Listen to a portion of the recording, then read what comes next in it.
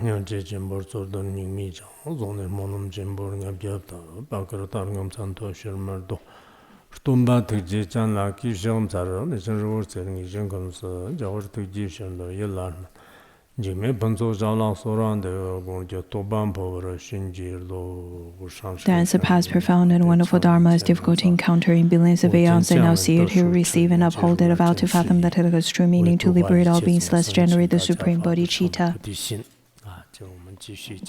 Let us continue with our class on the Surangama Sutra.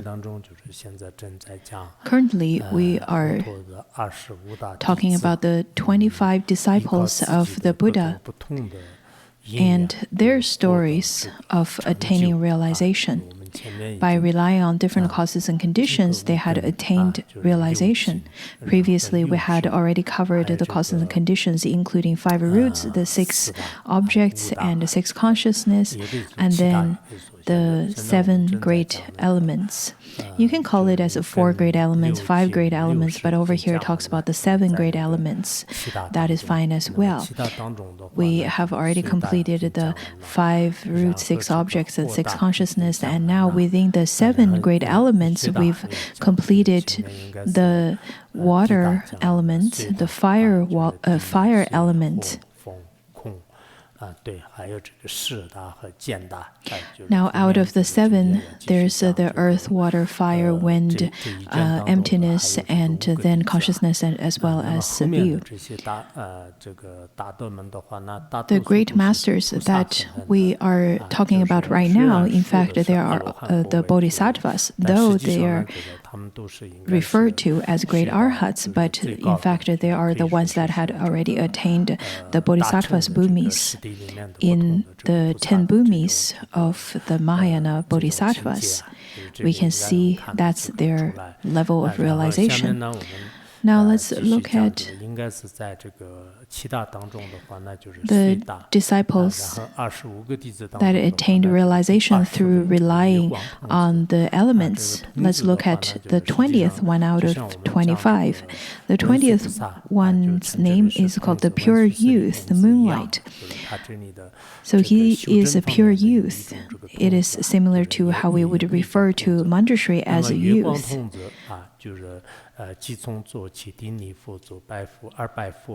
The pure youth moonlight arose from his seat, bowed at the Buddha's feet, and said to the Buddha, I remember that a long time ago, beyond kalpas, as many as there are sands in the Ganges River, there was a Buddha in the world named the Water God.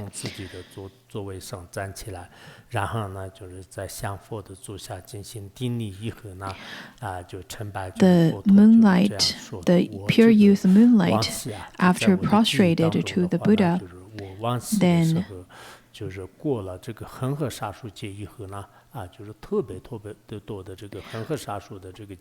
addressed to the Buddha by saying that I remember in the past for many kalpas,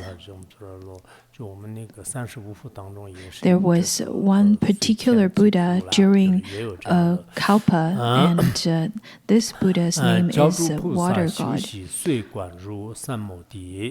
I think within the 35 Buddhas, there is also the name of Water God Buddha. And then he continued to say that who taught all the bodhisattvas to cultivate the contemplation of water and enter samadhi. I reflected upon how throughout the body, the essence of water is not in discord. I started with mucus and saliva and went on through digestive juices, phlegm, semen, blood to urine and excrement. In fact, when the Buddha would give teachings, sometimes the disciples would practice upon the water, sometimes on fire, sometimes on the impurity, or reflect up on the repulsiveness of the body, and sometimes on wind, sometimes on space, and sometimes visualize the guru. So there are different methods of practicing visualization, including in the Mahāti practice. Sometimes we would make observation of the sound of water and sometimes sound of fire. and there are the 4 great yogas that includes those kinds of practices. Over here, this bodhisattva was required to practice up on the water so that he can enter into samadhi. This time, I think we have indeed learned that it's crucial to recognize that there are a variety of different practices. For such reason, we should not slander any other schools or any other practices. Do not think that, oh, it is only that the Mahāti is the most supreme, so everyone else should do that. In fact, you should rejoice whatever other kinds of practices are out there for other people to practice. Otherwise, it's quite narrow-minded. Also, if you were to slander that particular teaching, then that is slandering the Dharma. So at the time of contemplating upon the nature of water, he noticed that the essence of water is not in discord. So they are not really in conflict with one another. From the water essence from the nose, that is the mucus, and then from mouth, the saliva, or the semen and blood from the body, or urine and excrement, those that belongs to the part upholds the nature of water or elements of water, they then come from the body, and then also it revolves through the body.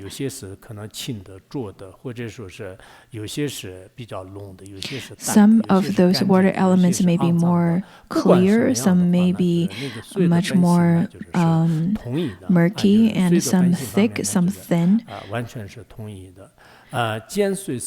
Some are considered more cleaner, some less. But the nature of water is identical, is exactly the same. From the nature aspect of water, they're all the same. And then he continued to say that I saw that the water in my body was not at all different from that in the world outside. Even that in royal lands of floating banners with all their seas of fragrant waters. Whatever kinds of water that we see on the outside, on the external world, the rivers, the ocean, and the creeks, even all the way to the Avatamsaka world, the fragrant ocean, the water from the fragrant ocean, or the fragrant ocean within Sukhavati, or those kinds of fragrant ocean within different Tathagatas. In fact, the nature is the same. They're all liquid. At that time, when I first succeeded in the contemplation of water, I could see only water. I still had not gotten beyond my physical body. At first, after he contemplated in such a way, he saw that everything is of the nature of water. When we study Abhidharma or Yogacara Shastra, at the time of contemplation, the practitioner may perceive everything to be part of the water element. And then even included in the Theravada tradition, some of the practices would result in such kinds of vision as well. After succeeding in the practice of viewing everything as water, they see that the inner world, the outer world, including his body and external world, there are nothing else but water elements. But at that time, it is still not the ultimate vision of emptiness. It is still not to the realization that the body is empty yet. They would hold on to how the body is pervaded with water, and same as the whole world is pervaded with water. So they still hold on to a substantial existence of water. there is no true realization or the ultimate realization of selflessness of self or selflessness of phenomena yet. And then he continued to say that I was a bhikshu then, and once when I was in dhyana reposing in my room, a disciple of mine peeked into the window and saw only pure water there, which filled the entire room. He saw nothing else. At the time of this pure moonlight, pure youth of moonlight was a bhikshu, and then he was practicing in retreat, and he was practicing up on the contemplation of water. At that time, he has a naughty disciple that peeked through the window, and at the time of peeking, he didn't see anything else other than water. The room has transformed into an ocean filled with water. There was a similar story of the disciple of Nagarjuna, whom practiced up on visualization of horns on her head. And then Nagarjuna at that time told his disciple, saying that you should practice in such a way that later other people would be able to see your horns as well. So she kept on practicing again and again until others would also be able to see her horns. And then the guru, Nagarjuna, kept on saying, then give her another instruction saying that you should now practice to make that horn empty, to let go of those horns. And then she did. So over here, it shows that the contemplation upon water is the same. He then continued to say that the lad was young and not knowing any better. He picked up a tile and tossed it into the water. It hit the water with a plunk. Well, the young lad was probably around 8 to 15 years. This kind of young lad was actually not knowing any better and rather quite naughty. And then he used a tile and threw it into that water. He probably thought to himself that, is that really water? Or is that something else? Is it some kind of illusion? Is it the sun days? Because he couldn't see any practitioners in that retreat hut, rather ocean. Then as a young child, naturally he picked up a little pebble or tile and then threw it into that body of water. And then he gazed around and then left.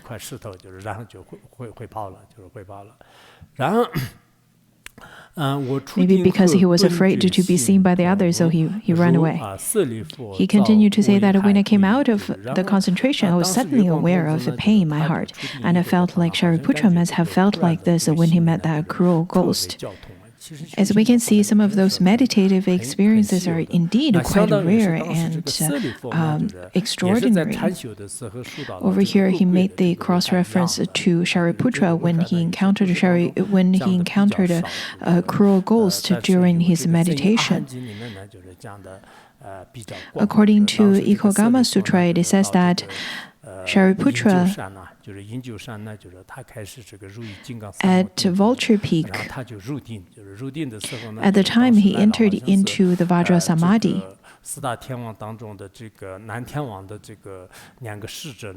The two servants or two attendants to one of the four heavenly kings was passing through that area. They were considered as devas, at the same time were pretas as well. So one of them at that time had the thought of harming Shariputra. He thought to himself, I really want to beat him up.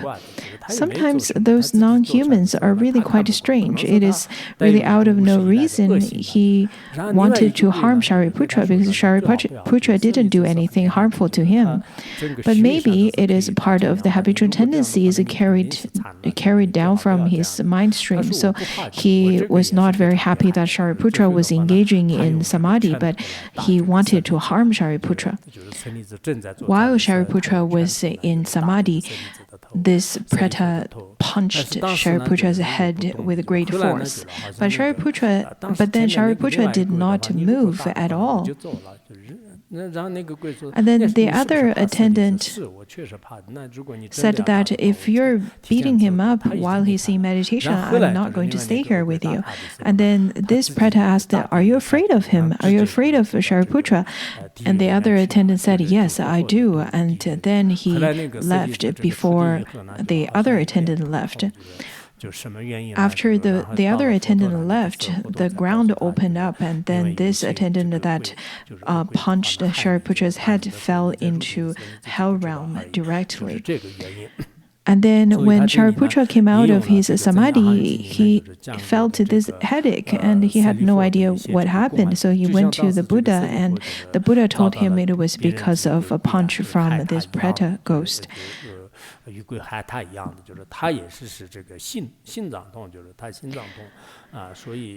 Similarly, over here, this pure youth moonlight, after being thrown a little tile or a pebble, he felt this pain in his heart.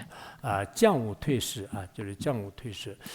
then he said that I thought to myself, I am already an arhat and have long since abandoned conditions that bring on illness. Why is it that today I suddenly have a pain in my heart? Being an arhat, he thought he had already long abandoned the conditions that brings on illness. But what happened? Why do I have a pain in my heart? Am I about to lose the position of a non-retreat or a non-returner? Am I going to lose my fruition of being an arhat? And just then, the young lad came promptly to me and related what had happened. I quickly said to him, when you see the water again, you may open the door, wade into the water, and remove the tile. So this naughty child told the pure youth moonlight, saying that, oh, I found a pebble because I saw that your room was filled with water, and then I throw it in. So the child then told this Bodhisattva moonlight what had happened. The child was obedient, so when I returned samadhi, he again saw the water and the tile as well. He opened the door and took it out. When I came out of concentration, my body was as it had been before.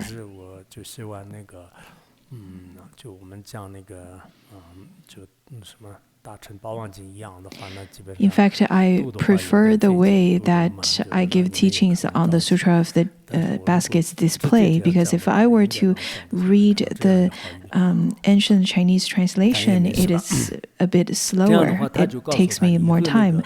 But if I were to simply do a side translation, it's actually easier for me, and you don't have to feel that I am too slow in reading. Anyhow, over here, he says that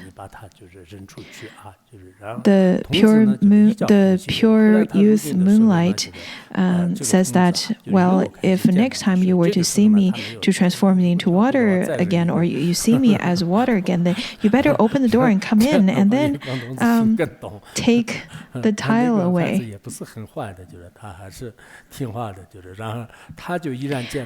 Then at the time the young lad saw he had transformed into water, or saw the water in his retreat place after he entered into samadhi, he then listened to his teacher instead of throwing another tile or another pebble in it. After that pebble's been taken out, his body then recovered. According to the commentary, as well as some other stories, says that at the time of contemplating up on fire, the whole mountain can be burning. And some of the great masters at the time of contemplating up on space, the whole world can transform into space. And if one were to accomplish the 4 great yogas, then one would not be harmed by any of the elements.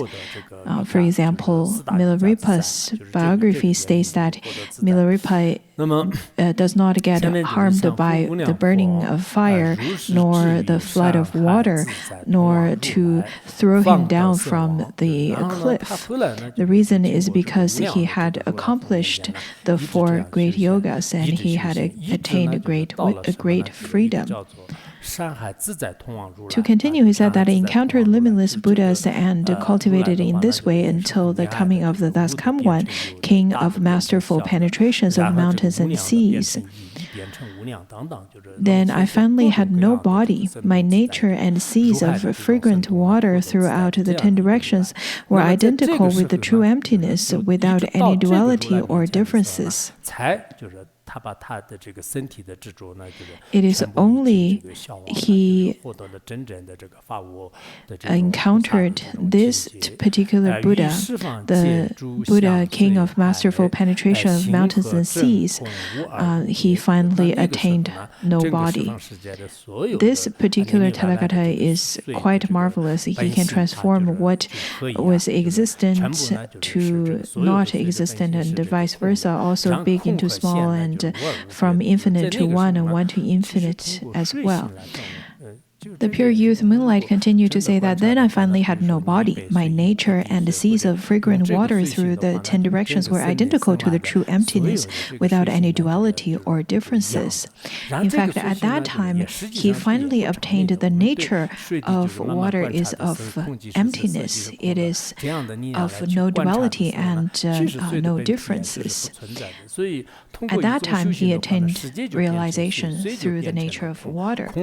It is like this. For example, you have a cup of water, a drop of water, and the nature of water within your body and outside of the body. The nature of water has not changed, and the nature of water is not truly existent either.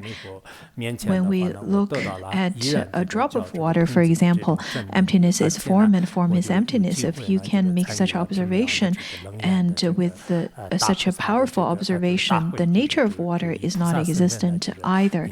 That is the practice.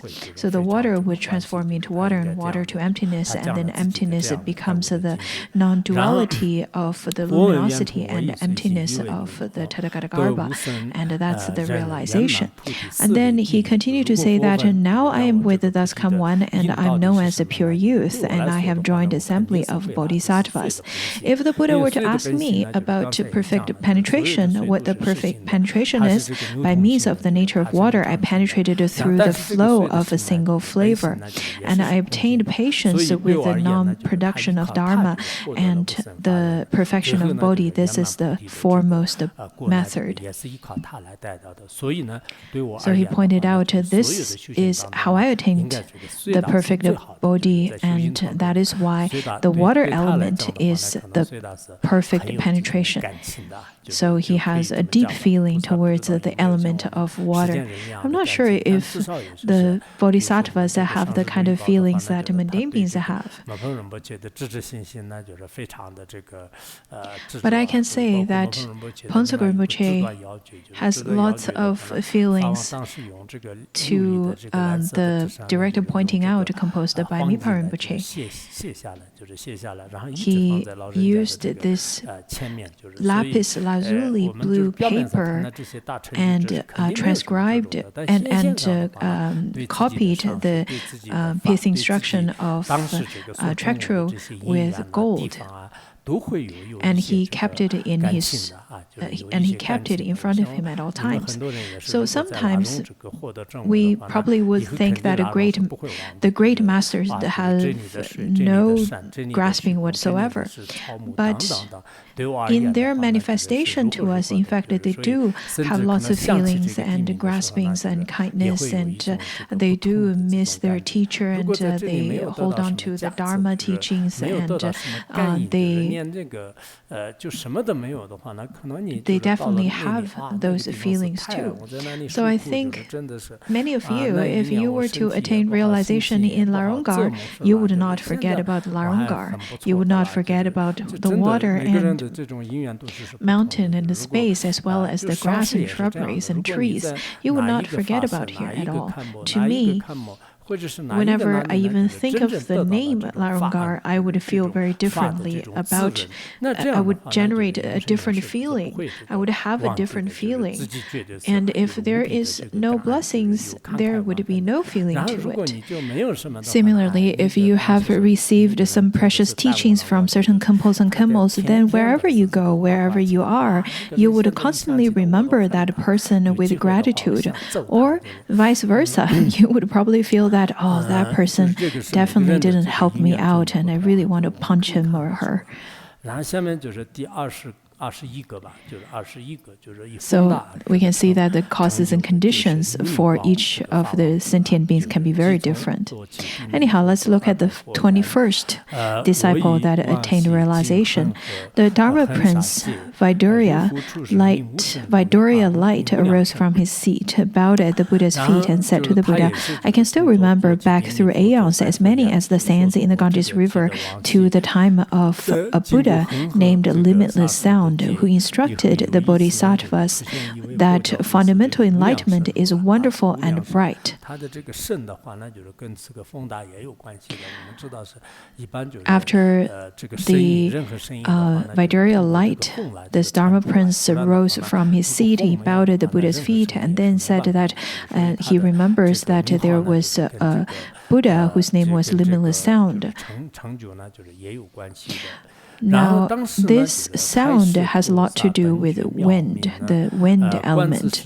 We know that without wind, we would not be able to hear any sound. The sound would not be blown into our ears. So, the limitless sound also indicates that this is related to the wind element.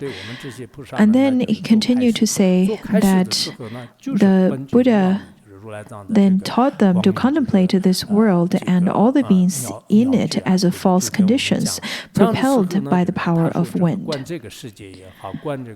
This Buddha, at the time of teaching the retinues, taught all the bodhisattvas, saying that whatever it may be, the phenomena or the body of the sentient beings, they are simply false. They are simply causes and conditions that people falsely grasp onto. And sometimes, in our terms, we would call it the primordial movement of ignorance. Because of such kinds of movement, then the whole world, the phenomenal world, the animated world, and the inanimate world would then manifest. This is taught in the treasury of the wish-fulfilling treasury. It talks about how out of the fundamental ground there is the manifestation, and then that's the first ignorance that manifests, and then it continues to unfold outwardly and unfold inwardly. In this way, if it unfolds outwardly, it becomes the phenomenal world, and if it inwardly, then it is the animate world. For example, the afflictions, and then the conceptual thoughts, as well as the mind, and so on. All of those would simply manifest. Now, because of these false conditions, everything simply rely on the power of wind, as the Bodhisattva said that everything is based on the wind. Lots of the worldly scholars, for example, if they were to study wind, they would just talk about only wind. But the Buddha, not only he would give teachings on the wind element, he talked about the pith instruction that the disciples can attain realization through relying on this element. Indeed, I feel that Surangama Sutra is really wonderful. I think Nowadays, we have lots of dualistic thoughts, and the Westerners really enjoy logic and those kinds of teachings. If you can give them teachings based on Surangama Sutra, they would have to agree with the teachings of the Buddha. In whichever state of the circumstances of an era, we have to use ways that the sentient beings can accept so that they can start treading on the path of the Dharma. But of course, you have to develop sharp wisdom. Otherwise, you won't be able to understand the words and the meaning. And then people would get drowsy and they don't want to listen to it anymore. Just like in the parliament, sometimes if the speaker is not giving good teaching, or if they're not giving good speech, then people sitting there would not agree with them.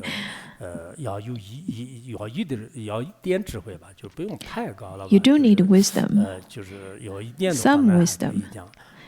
If you have some wisdom, well, I don't want to be too extensive at the very beginning because we have lots to cover. He continued to say that I then understood that the nature of movement does not come from anywhere and does not go anywhere. Every single material particle throughout the 10 directions and every upside down living beings in it is of the same anti-falseness. He started contemplating up on the phenomenal world from the 10 directions, and he made this observation of this phenomenal world, and they are all correlated to the movement of wind.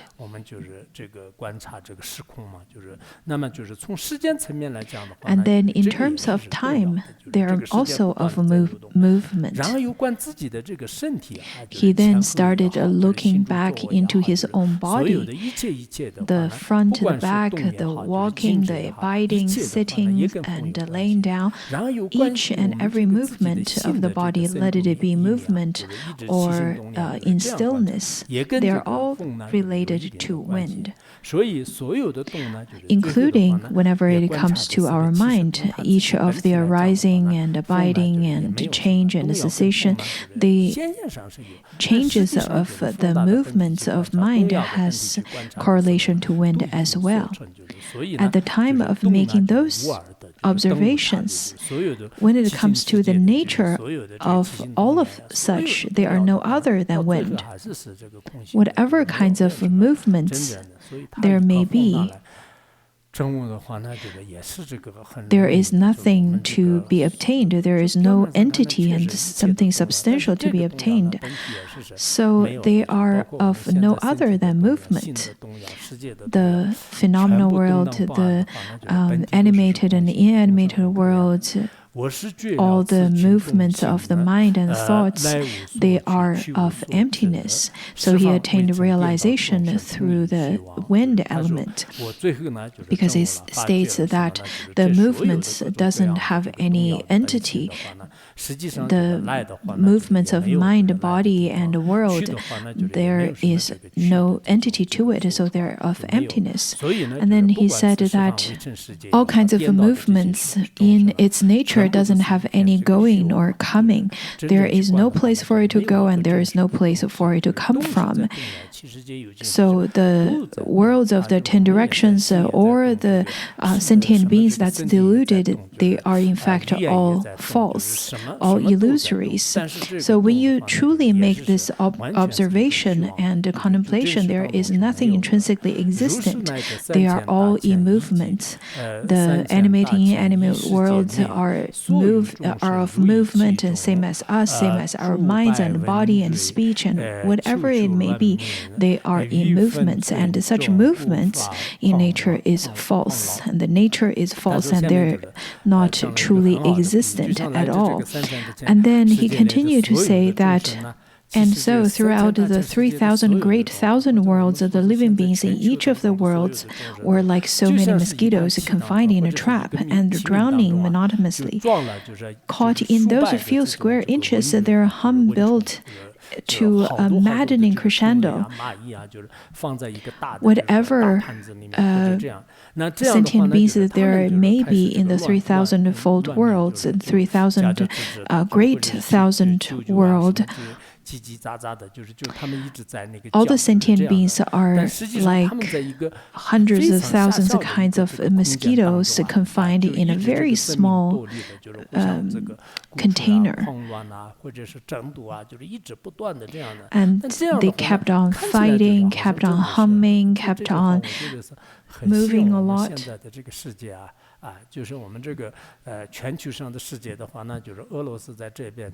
It is very similar. Sometimes I think it is very similar to the description of our world, and we can see the world from this perspective.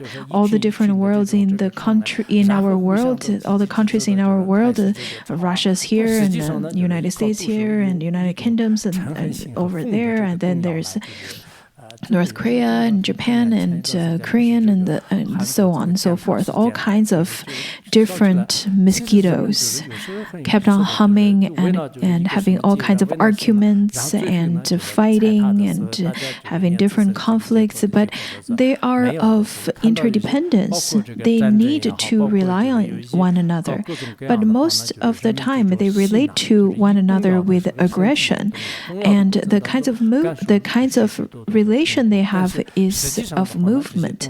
Sometimes we can see that sentient beings are indeed so poor. People do not even have the opportunity to attain personal liberation at all if they were to continue to live in such a way. And now we see all kinds of movements in the world, the warfare and all kinds of schisms that's going on. There's the movement of the mind and movement of the body, and then the movement of the situations throughout which we encounter all kinds of suffering. But if you were to know the nature of movement, then that would be a very different story. We would be able to attain realization just like this Dharma Prince. And then he continued to say that not long after I encountered the Buddha, I attained patience with the non-production of dharmas. At the time of attaining the patience and endurance of non-rising, he said that my mind then opened, and I could see the country of the Buddha unmoving in the east. This is the Buddha land called unmoving in the east. I became a Dharma Prince and served the Buddhas of the 10 directions. My body and mind emit a light that makes them completely clear and translucent. My light is completely pervasive and without any obstruction. This light is not necessarily the light that we see. Rather, it is the light of wisdom that is without any obscuration. So he would be able to see the all-pervasive Dharma Dhatu and the nature of all phenomena.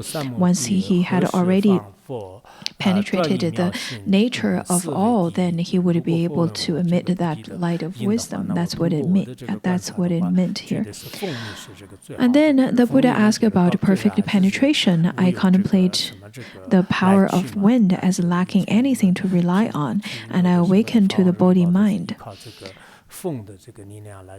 When we went to India, Phuntsog Rinpoche, by relying on the power of wind, he heard the praises and supplication to Manjushri, and then he asked us to chant that. So as practitioners, especially within the Mahāti practices, there are the practices of making observation of the sound of wind. Or if you don't have a good house and you have winds coming through your various windows, that's probably even better. Or coming through various places of your huts, that's probably even better. You could attain realization through listening to the movements of wind. And in the winter, I'm sure you would be able to hear lots of wind over here.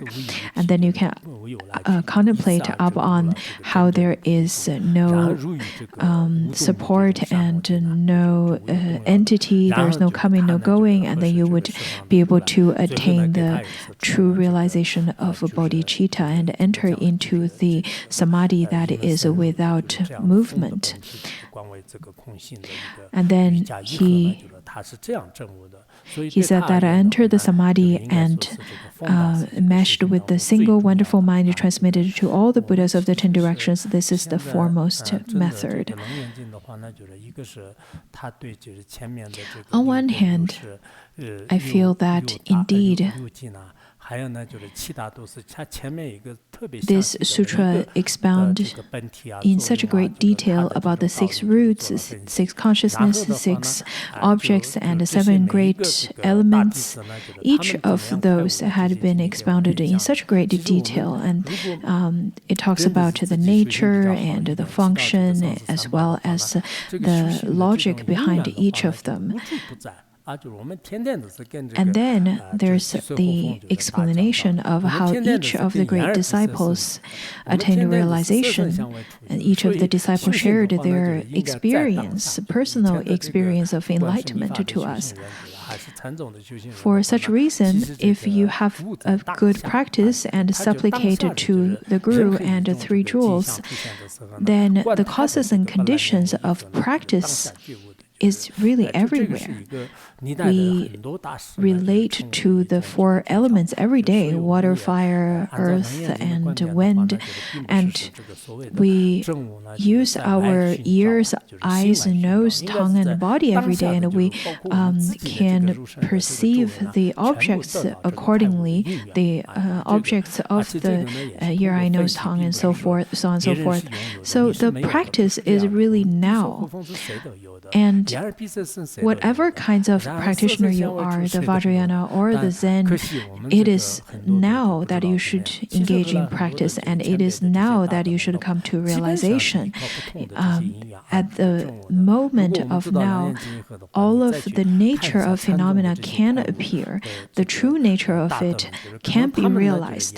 The great masters of the past also relied on the various causes and conditions, just like the disciples of the Buddha, and they had attained realization, and some of them also obtained pithy instructions from their teachers.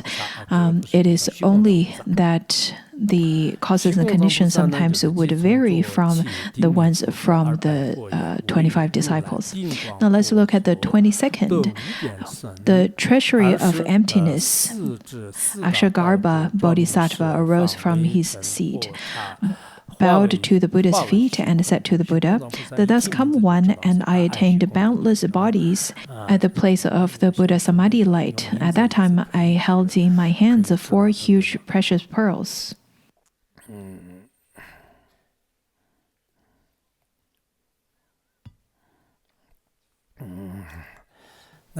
Which shone on the Buddha lands as many as the motes of dust in the 10 directions and transformed them into emptiness. So over here, Akshagarbha Bodhisattva says that the thus come one and I attained boundless bodies. The thus come one may refer to Shakyamuni Buddha.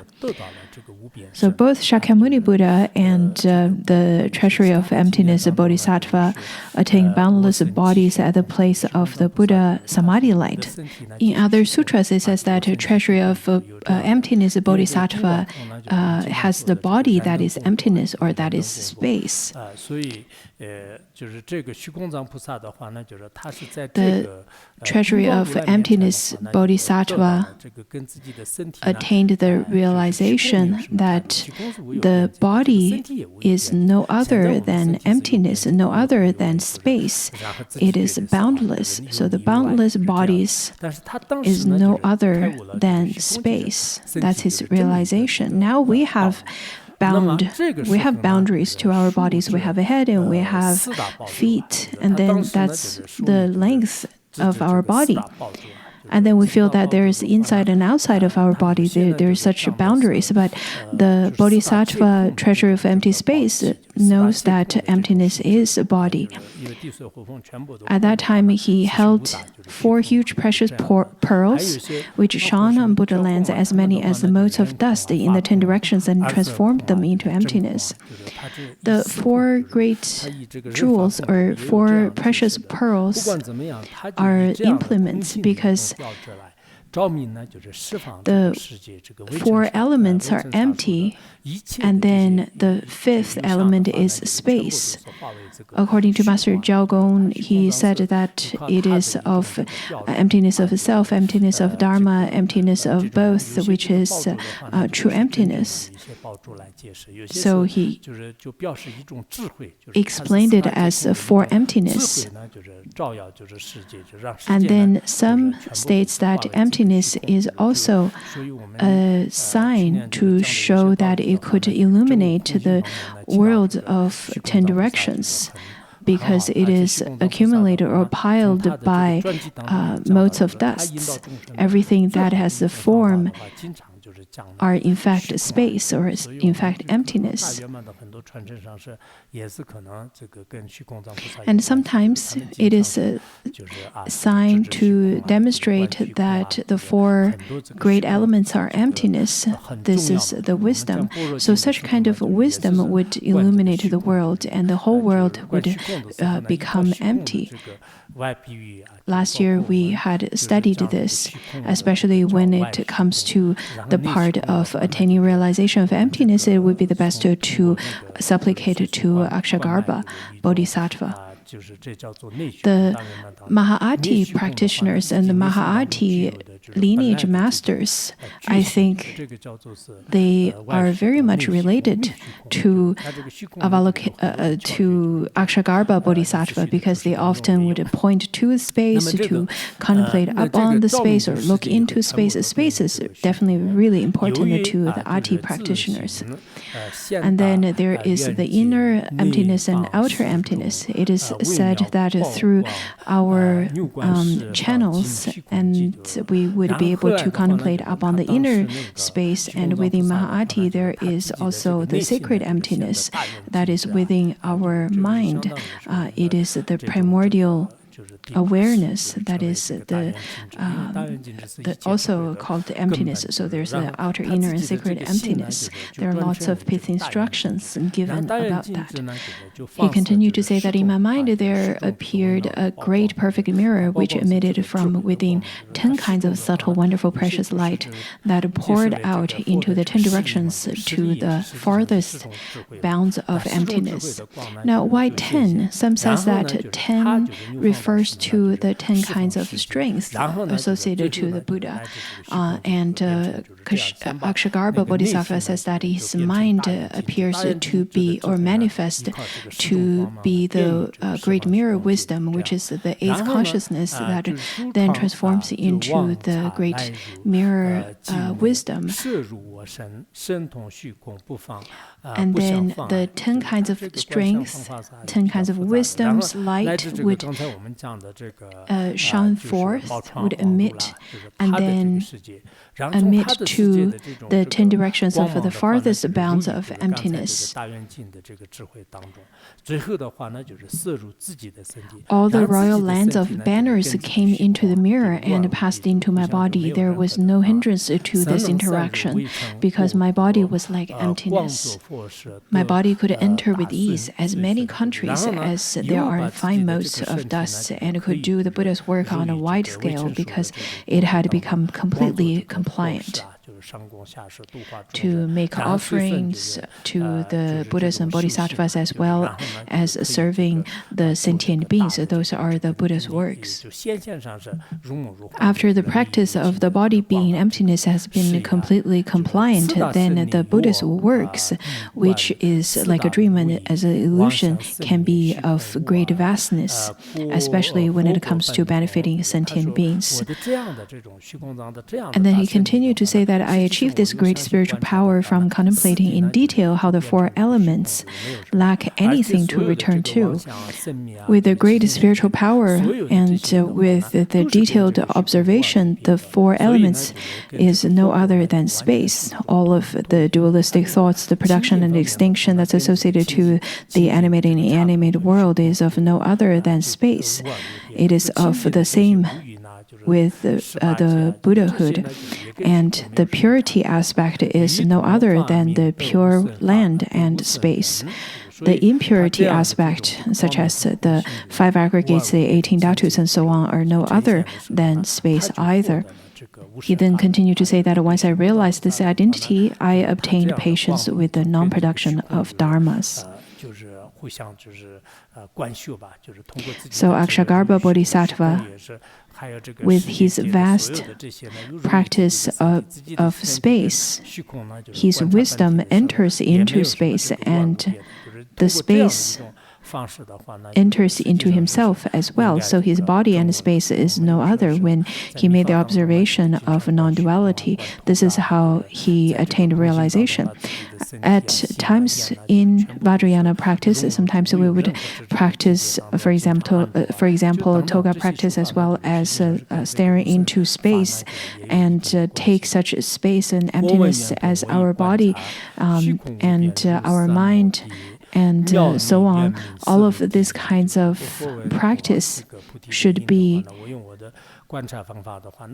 practiced with abiding without any grasping, and it has something to do with the Dharma of non-production as well. The Buddha then he continued to say that if the Buddha were to ask about the perfect penetration, I used the contemplation of boundless space to enter samadhi and attained wonderful power and perfect clarity. This is the foremost method. Akshagarbha Bodhisattva says that for me, space is the foremost method. And then we will look at Maitreya Bodhisattva.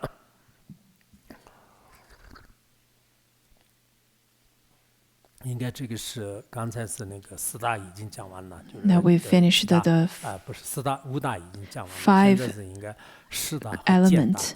Now let's look at the consciousness and then seeing element. Now this is the 24th. Maitreya Bodhisattva then arose from his seat, bowed at the Buddha's feet, and said to the Buddha, I remembered when, as many kalpas ago as there are 5 motes of dust, a Buddha named the light of sun, moon, and lamp appeared in the world. Maitreya Bodhisattva after bowed at the Buddha and then said that, I remember that many kalpas ago there was a Buddha whose name was the light of sun, moon, and lamp. When he appeared in the world, under that Buddha I left home life, yet I was deeply committed to worldly fame and liked to fraternize with people of good family. So he said that I had the fortune to renounce family life. However, I still grasp onto fame and benefits of this world. Especially, I really liked to fraternize with people of good family. I liked to make friends and make affiliations with people from the royal family or from the wealthy family, the ones with status as well as wealth.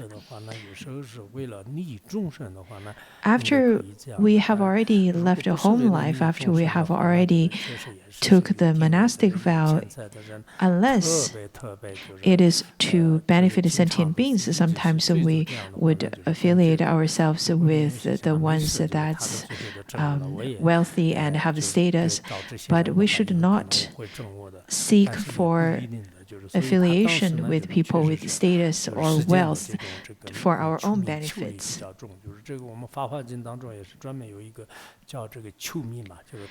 In the Lotus Sutra, there was particularly a person whose name is seeking for fame.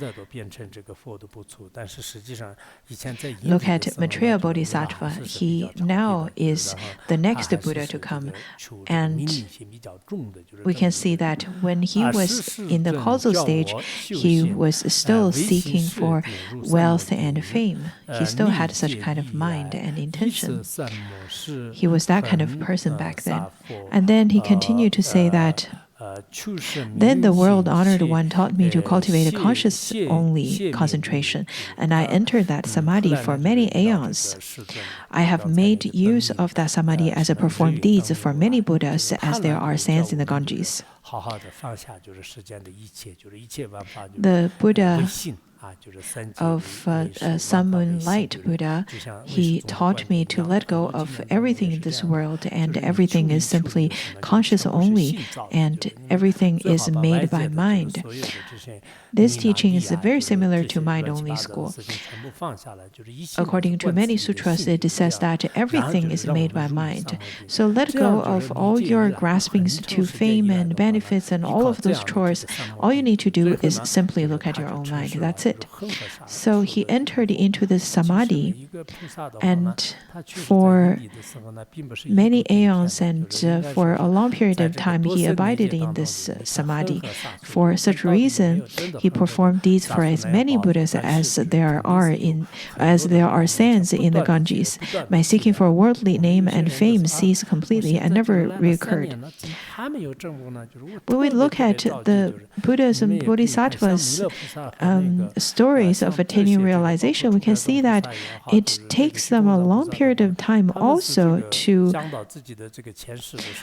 practice, and they would delve into this one particular practice for a long period of time so that they can attain realization. Unlike some of you would come to Larungar, and after a few days or a few months, you would start to say that, I've been here for a long time. Why is it that I haven't attained realization? I'm really in a rush to attain realization. Look at Maitreya Bodhisattva as well as Savarnivarana Vishkambin or Akshagarbha Bodhisattva. In their previous lives, they spent a long period of time, and they would accumulate little by little for as long as there are sands in Ganges rivers, so that they can attain realization. It is really not one lifetime. It is not that simple, because in our mind stream, there's so much deep-rooted habitual tendencies, and we have to clear all of those. We have to pacify all of those, so that our mind can truly tread into the right path and truly understand the correct teaching. It is really not that easy. It is not to say that I've been here for so long, I haven't even had a good dream, I haven't even had a dream of the deity yet. In fact, if you were to think all kinds of things during the day, then it is difficult to dream of gurus and deities at night. Maitreya Bodhisattva over here said that after being in that samadhi for many aeons, and then used that samadhi to perform deeds for many Buddhas, and then his seek for worldly name and fame ceased completely and never reoccurred. Then he said that when the burning lamp Buddha appeared in the world, I finally accomplished the unsurpassed, wonderful, perfect samadhi of consciousness. It is only at the time when the burning lamp Buddha appeared in the world, he finally accomplished the samadhi of consciousness, that everything is unsurpassed and is wonderful, and everything is simply of mind. It is only after a very long period of time he attained realization.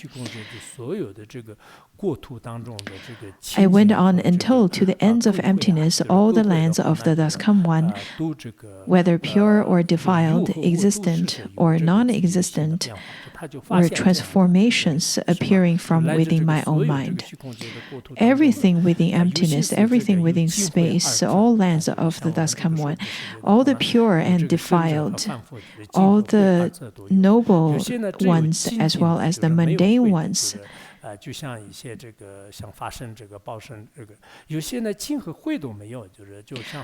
some of the pure lands, in fact, some of the pure lands have both pure and defiled. Some has only pure, some has only defiled, and some has only the noble ones, some has both noble ones and the mundane ones.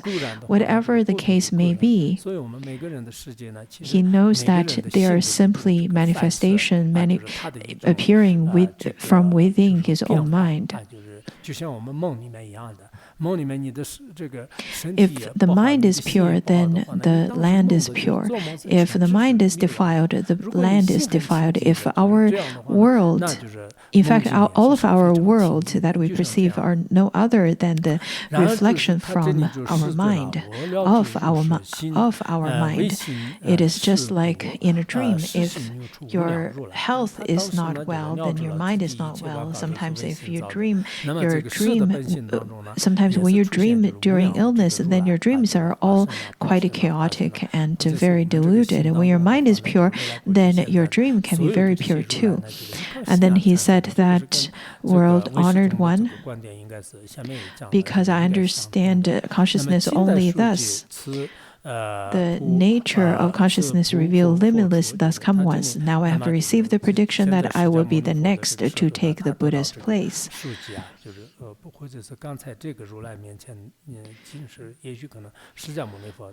Maybe Maitreya received the prediction from Shakyamuni Buddha that he will be the next Buddha.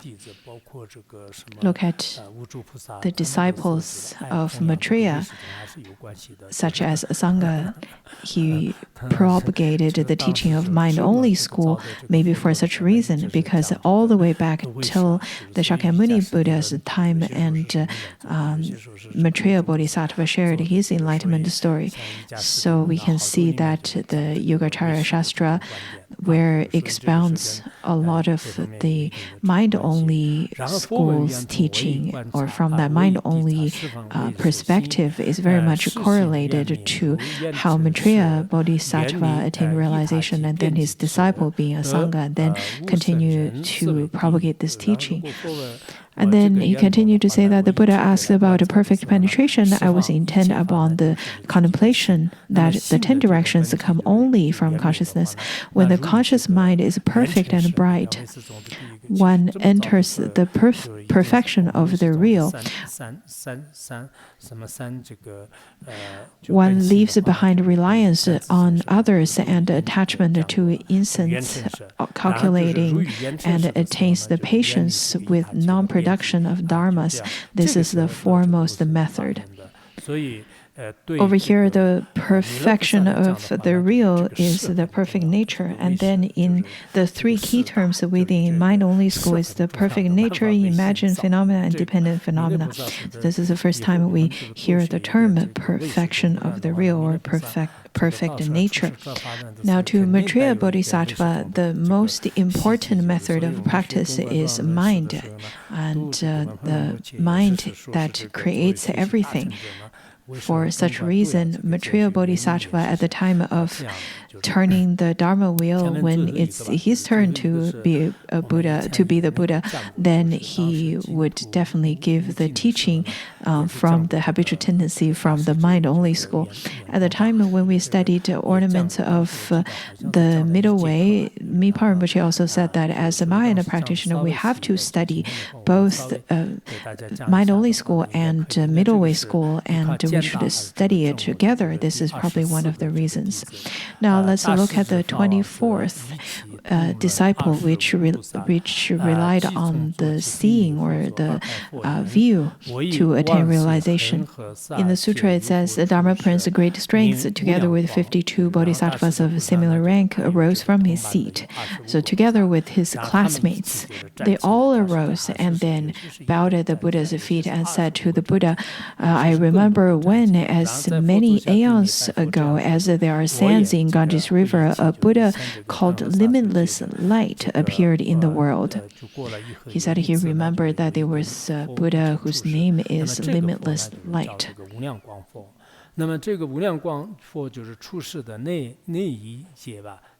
In that kalpa,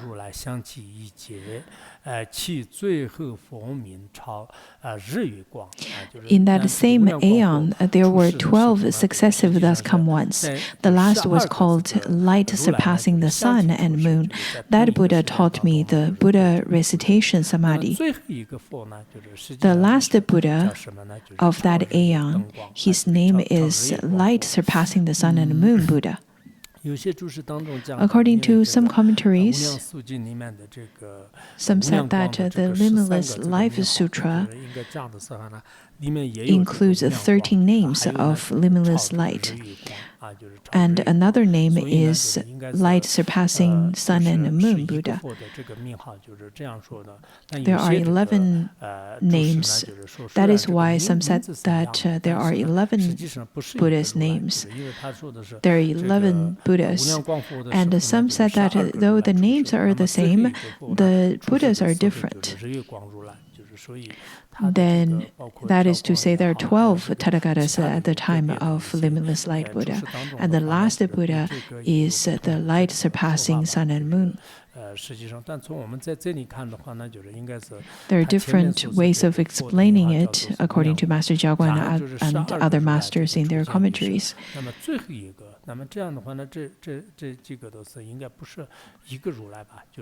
So if that's the last Buddha, then they must be different Buddhas. Maybe it's just because if they were to be the same Buddha, then they would say that it is the same Buddha with different names and names such as so on and so forth. So it is probably a different Buddha. Over here, the Buddha recitation samadhi. In fact, at the times when the great masters from the Pure Land school often talk about the Buddha recitation samadhi or Buddha name recitation samadhi, sometimes they would say to chant the name Amitabha and then chant it with your mouth, with your mind, and follow the meaning of the Amitabha. At the time of chanting the Buddha's name with your mouth, you should also follow the mind, you should also follow the letter or the words so that your mind would contemplate upon it. That is called recitation of the Buddha's names. In the Chinese character, the word recitation has a character of mind underneath. So it is very much related to mind. That is to say that you need to chant it with your mouth, with your mind as well. And then there are two examples given. The first one is that suppose that there were a person who always remembers someone else, but someone else he remembers has entirely forgotten about him. If two such people were to meet, even if they were to see each other, they would not take notice, they would not recognize each other.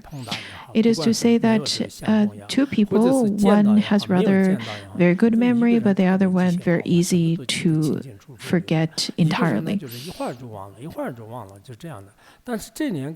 If these two people meet each other or not,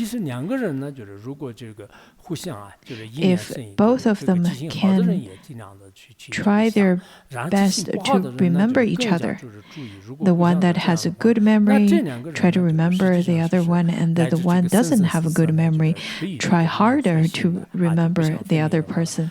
In this way, these two can be together just as how a person will be followed by his shadow, and one would not part from the other one. And then he continued to give the example by saying that this person that has very good memory is the Buddha. The one that doesn't have good memory is us, the sentient beings. As sentient beings, if we do not chant the name of a Buddha, then though the Buddha would be following you at all times, but if you don't remember him, then you would not have the opportunity to recognize him. This is the first example. The second one says that out of pity for living beings, the thus come ones of the 10 directions are mindful of them as a mother remembering her child. If the child runs away, of what use is the mother's regard? But if the child remembers his mother in the same way that the mother remembers a child, then in life after life, the mother and child will not be far apart. If the mother remembers the child, but if the child does not remember the mother and would run away from the mother, doesn't matter how much the mother cares cares and remembers the child would not return. If the child also remembers the mother as how mother remembers the child, then the mother and child would be together for lifetimes and would not be far apart. This is the second example. The first one is the example of two people. The second one is of mother and son. And then in the sutra it says that if living beings remember the Buddha, are mindful of the Buddha, certainly they will see the Buddha now or in the future. Now the Buddha is just like our mother that has a good memory, also has great loving kindness to the child, just like the mother does. If the mother, since the mother really cares for the child, but if the child is really naughty and doesn't want to remember the mother, then there is really nothing that the mother can do. But if the child or if sentient beings can chant the name of the Buddha with their mouth, with their lips, and at the same time with their mind, and contemplate as well as visualize the Buddha, then they would definitely see the Buddha now or in the future. They will never be far from the Buddha, and their minds will awaken by themselves without the aid of expedience. So such a person, without even other methods, other kinds of skillful means, they would be able to be awakened. They would swiftly attain realization, attain awakenment. A person who has been near incense will carry a fragrance on his person, on his body. It is the same in this case. It is called an adornment of fragrant light. If a person were to sell incense for a living, this person would definitely be fused with fragrance. Similarly, if a person were to chant the name of the Buddha, then the blessings of the Buddha would definitely be infused in this person, and that is called the adornment of fragrant light. If we were to chant Om Mani Padme Hum every day, then we will be just like the one that's being infused with fragrance every day. We will carry such fragrance everywhere. So our familiarization is so important. If we do not familiarize ourselves with the name of the Buddha, if we do not really care for the names of the Buddha, or we do not respect the Buddha or the Guru or the Sangha, then the blessings of the three jewels would be very difficult for you to obtain.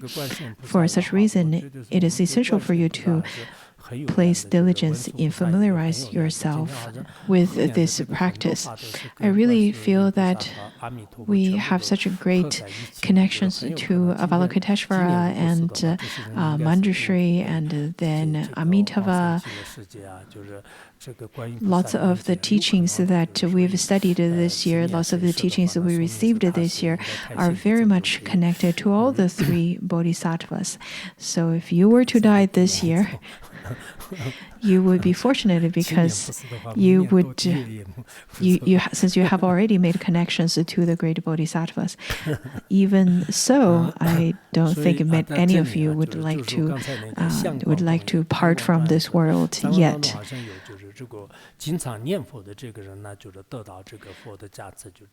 So here it says that the one that constantly practices the Buddha name recitation can be called the adornment of fragrant light. The great strength of Bodhisattva continue to say that on the causal stage, on the causal ground, I used the mindfulness of the Buddha to enter into patience with the non-production of dharmas. So he practiced in such a way that he contemplated upon Amitabha and chanted the name of Amitabha, and he entered into the non-production of dharma, into the patience with the non-production of dharmas. Now in this world, I gather in all those who are mindful of the Buddha and bring them back to the Pure Land.